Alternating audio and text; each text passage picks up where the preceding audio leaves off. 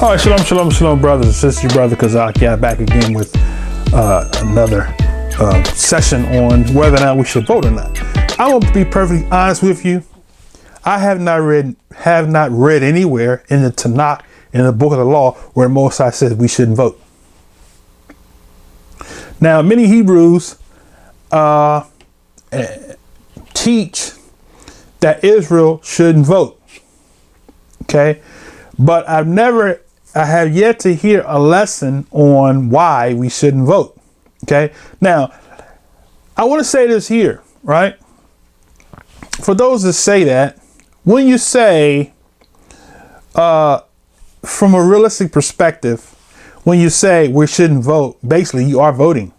You actually are saying, you are basically nodding your head, which is vote, saying I don't care.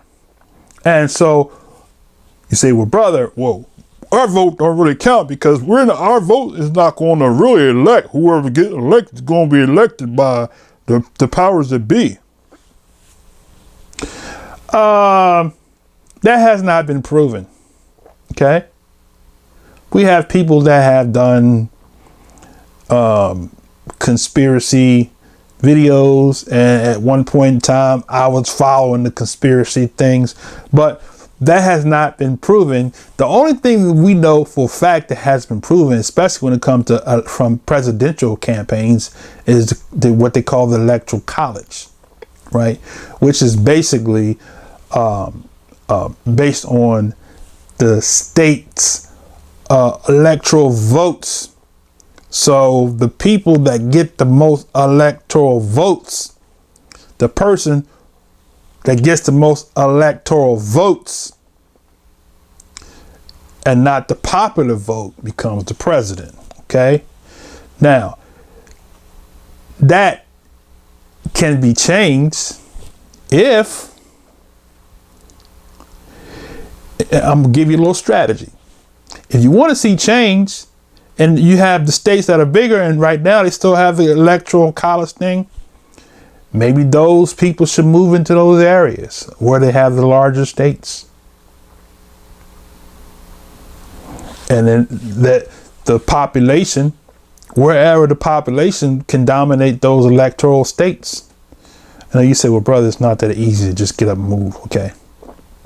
Okay. Now, I will say this much here. And this is my personal testimony.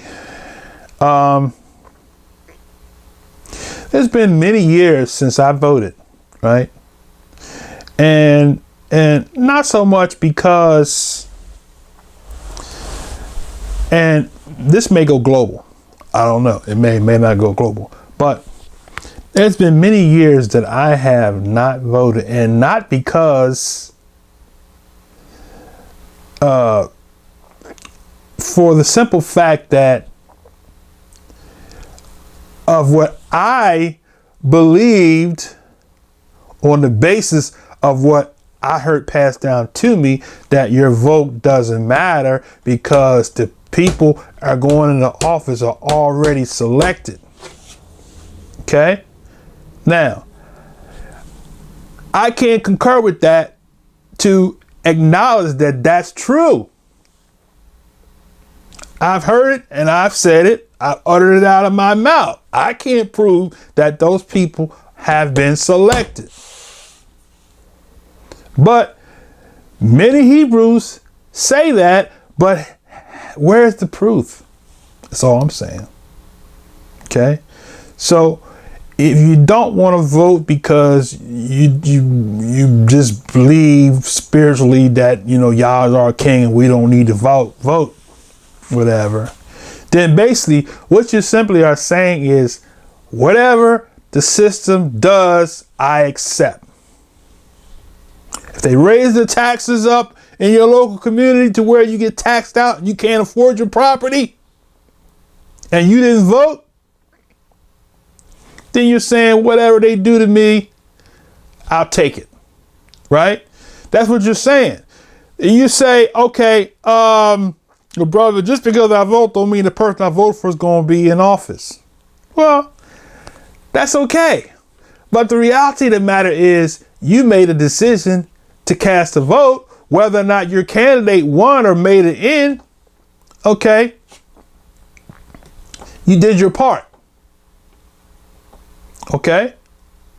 Now, someone will say, well, brother, well, the reason why I haven't voted is because the people that are running for office are all wicked. Okay. That's your excuse. What about the employer you work for? Are they wicked too? What about the company that you work for, that your employer pays you from? Are they wicked too? So do you not go to work because the people are wicked? Do you not go to the grocery stores and buy the food because the people are wicked? Do you not go to the grocery stores and buy water and buy clothes because the people are wicked? So that's just an excuse, brothers and sisters. Unless we can show clearly in the scripture where voting is against the Most High, then we should be telling people not to vote.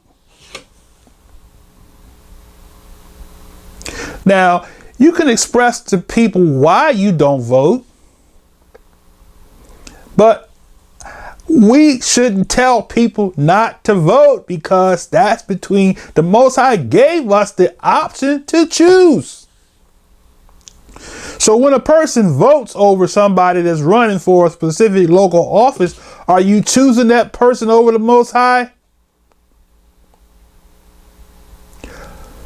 Or are you just saying, well, I'm going to let this person I'm not going to have a say so. Whatever you do with the school systems, my children are in school or my grandkids in school, whatever you do, whatever vaccinations that you do, I approve of it. You know, my kids are in the public school. They have to take vaccinations, right? Okay. I live in this community. I have to pay so much money for a water bill. I have to pay so much money for taxes and all. Whatever you decide, brother, it's okay with me, because I'm not voting because I'm not supposed to vote. Because that's what you're saying when you're saying, I am not going to vote. You're saying, whatever you give me, right? I don't want to be graphic, but hey, I've been over so you can hit me in the backside. Is what you're saying. That's exactly what we're saying. And that's exactly what I said when I made a decision to not vote. Okay. That's all I'm saying. Now, you can go one way or the other way with the subject. But the reality of the matter is, if you choose not to vote, then technically you don't count. Don't complain. See, what gave me a whole nother revelation about this thing is this. I can't find in the scriptures where we are forbidden to vote, to make a decision, to choose, right? Most High, all through the scriptures, told us to choose. Told Israel to choose leaders. Choose this, choose that, choose this. When the nation was formed, we read in a previous session, choose men, bring them for you to get your inheritance, and let them cast lots. But we've constantly beat the horse to tell people not to vote as if it's a sin. And I'm going to tell you from my own lips, it is not a sin to vote.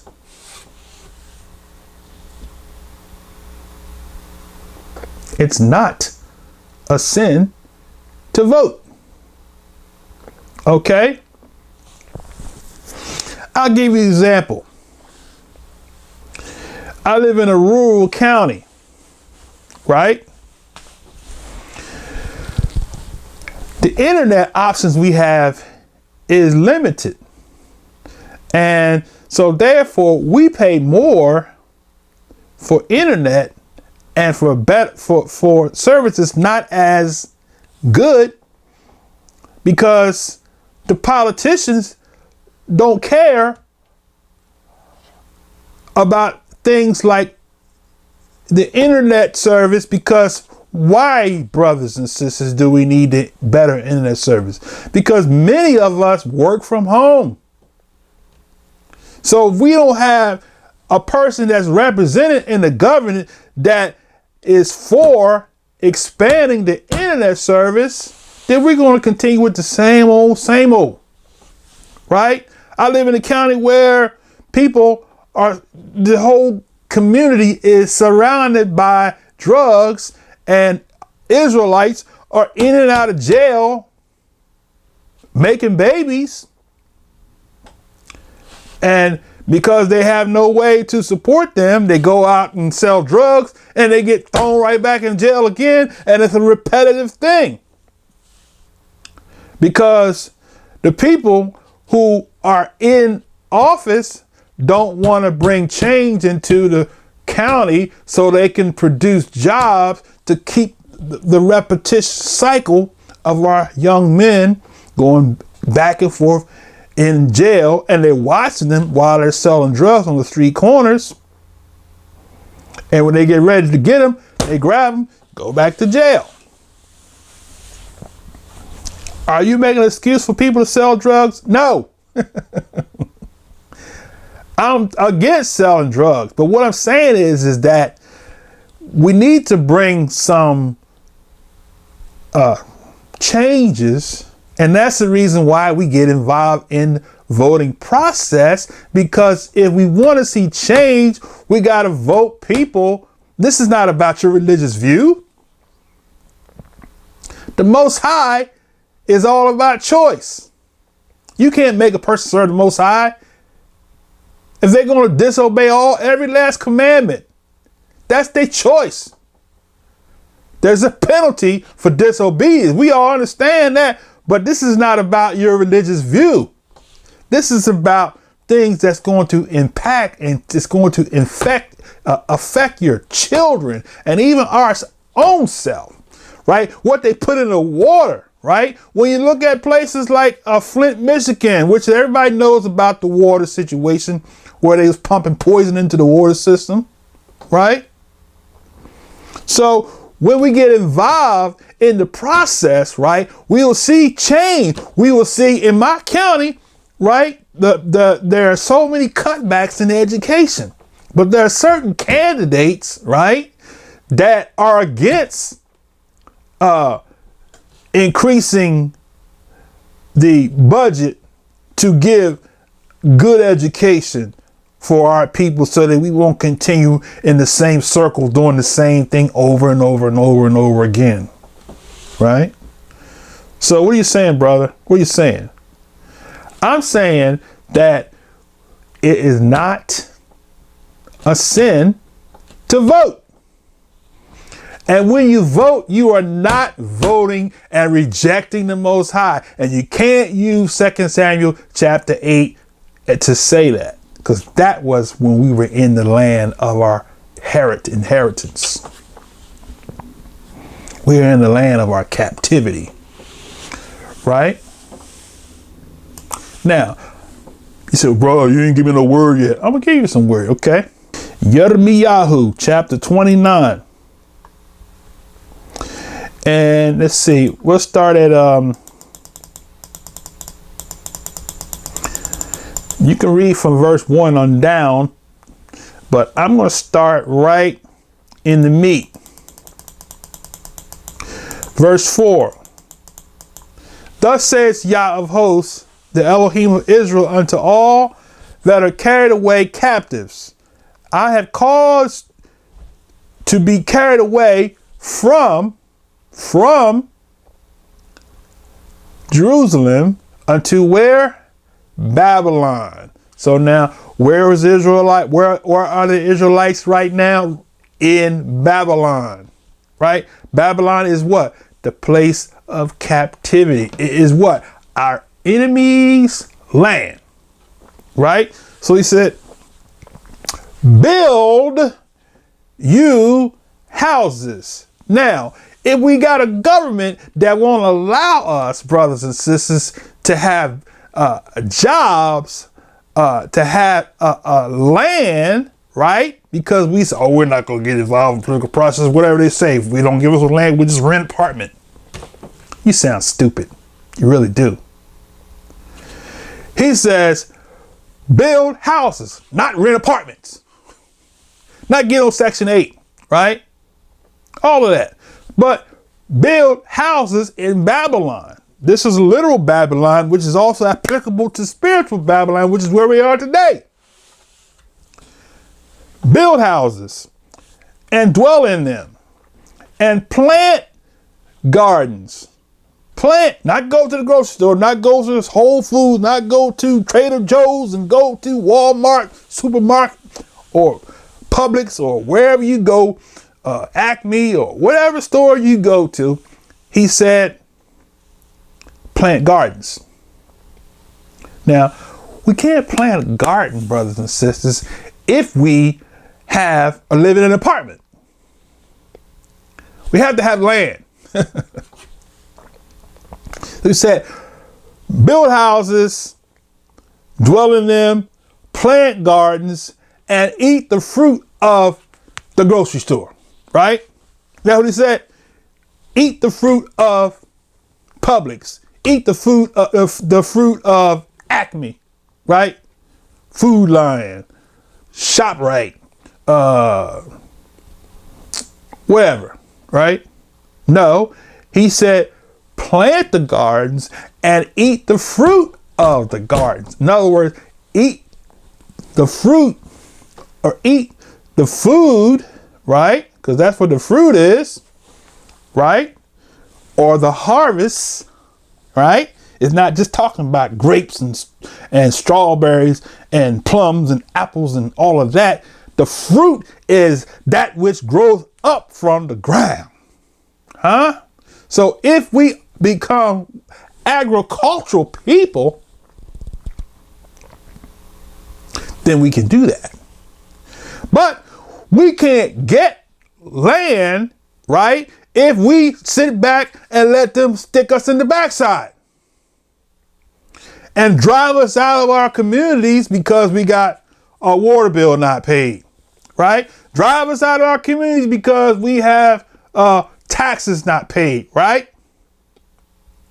We can't pay taxes because we don't have a job or we don't have a decent job.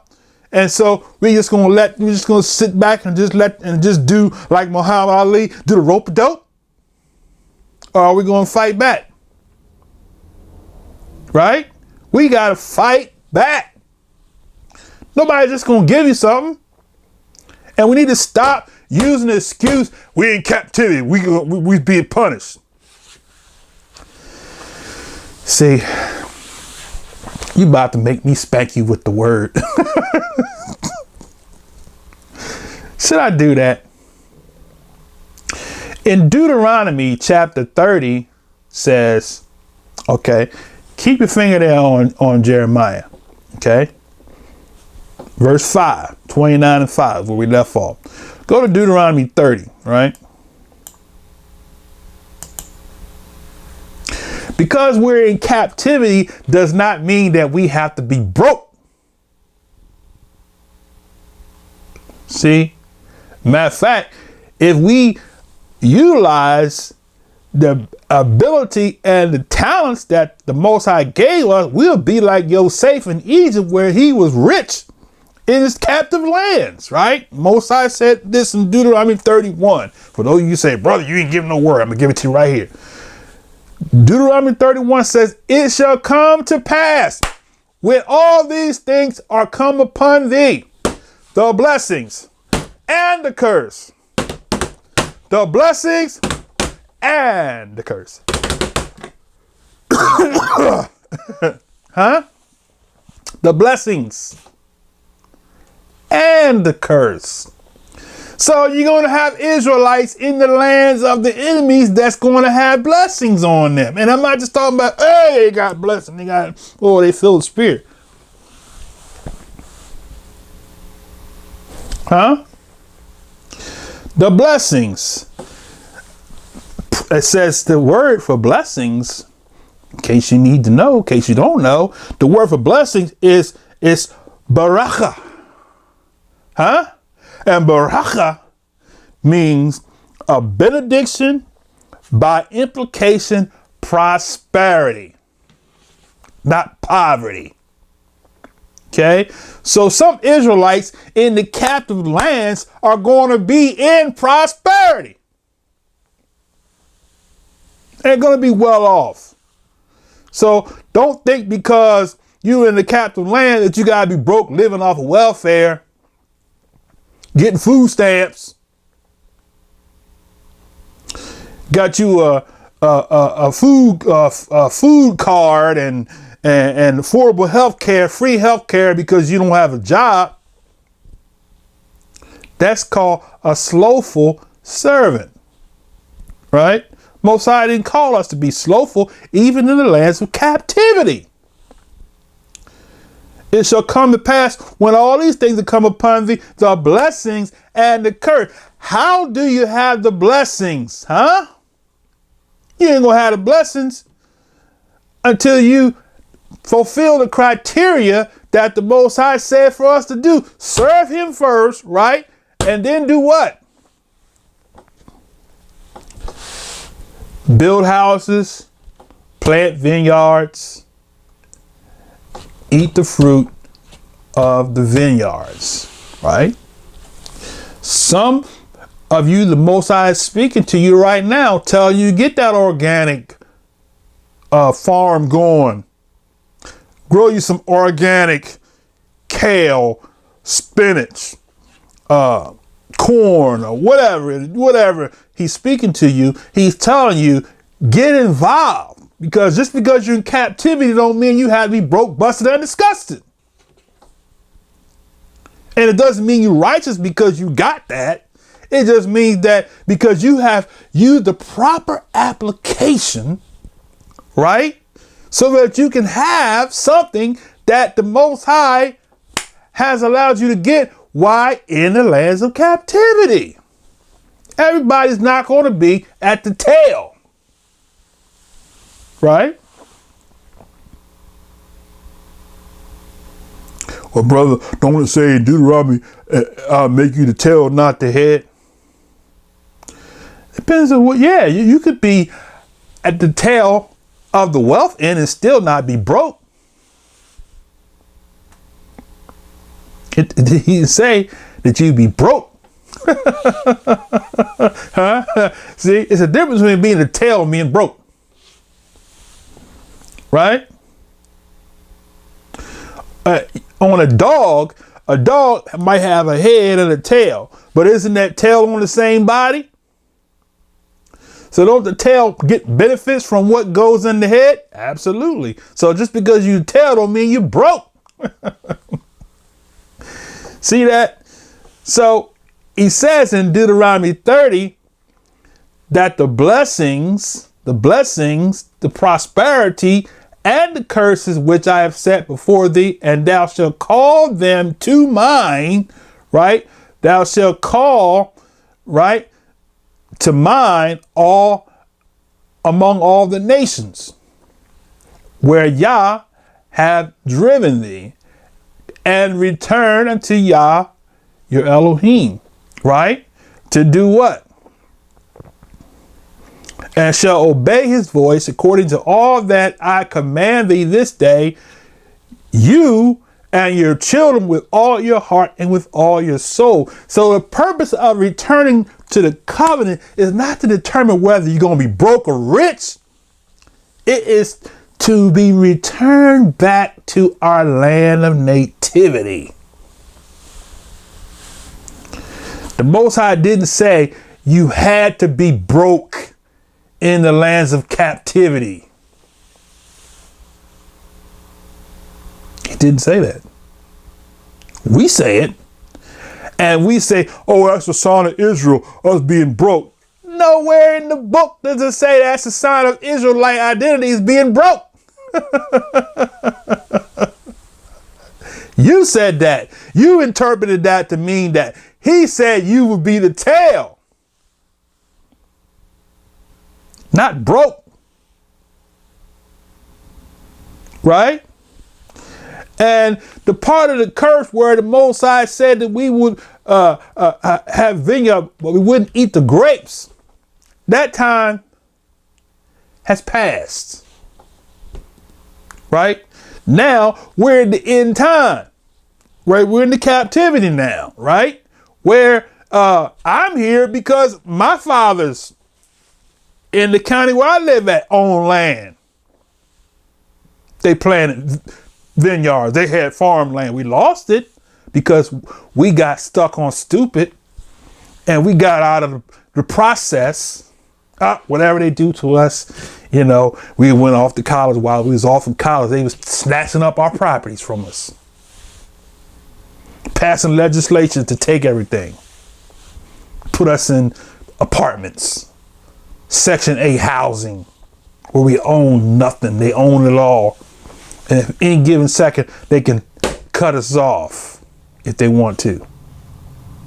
That's not the Most High's plan for us in captivity. His plan is for us to return to the covenant. Return to the covenant is not predicated upon you being poor, broke, busted, and disgusted. Right? So now let me get back. Because somebody said, well, brother, you're trying to tell people, you're going to get people in trouble with the Most High.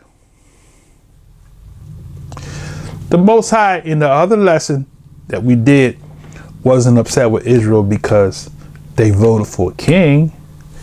He was upset with Israel because they kept serving other deities. Well, isn't that serving a deity? We vote somebody. No, you're not serving. It's like saying, are you serving your boss because you go into work?